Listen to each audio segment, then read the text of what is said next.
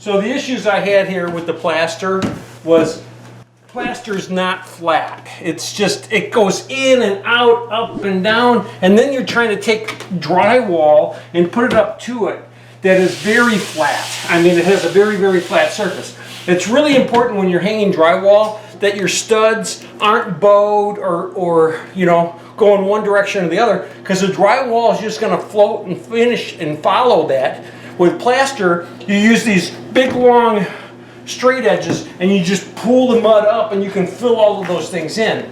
As a drywall finisher, I don't have that luxury. I'm not taking great big straight edges and straightening out my walls. Never done it. It just wasn't what drywall finishers do. Plasters do it all the time. But here, when I'm trying to meet plaster, I had a problem here because this wall was sunk way in compared to where the plaster was, and it was an issue. So I took some pieces of cardboard and I stuck some cardboard behind here to shim this out a little bit, and I'm going to tape right over the top of this with some stuff, some good stuff, lots of good stuff. This stuff. You've seen me use this before, and I'm going to use this, and I'm going to patch this right up with this here. But I had this big dip here, and it was going to create a big problem. So I've shimmed it out now with some cardboard. It looks really good. I'm just resetting my old screws. I had to back out. And understand, in order to match this too, I've got 2 layers of 5/8 on here, right? No, that's 1/2 inch. So I've got 2 layers of 1/2 inch on here. 2 layers of 1/2 inch on here to come out to try to make that flush and flat. So it looks good now. This is my only other issue is look at this.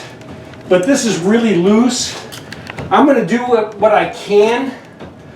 I got to try to fix that and get that to set back a little bit more. I don't know if I can or not. Worst case scenario,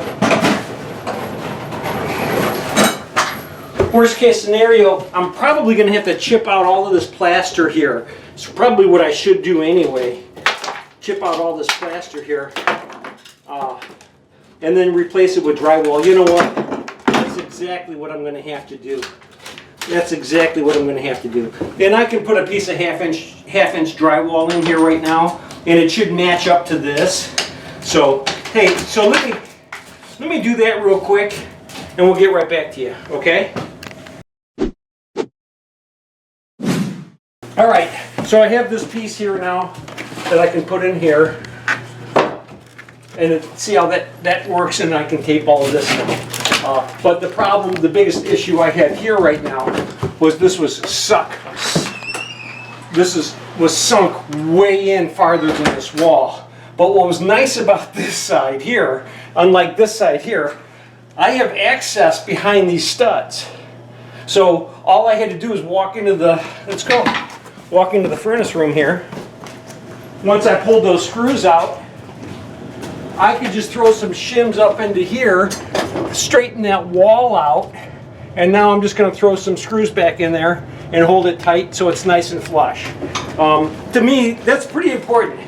It's pretty important to have the walls a flat surface, a flat plane surface before you drywall. Otherwise, especially in long corridors, the walls can go like this or like this, depending on how the framing is.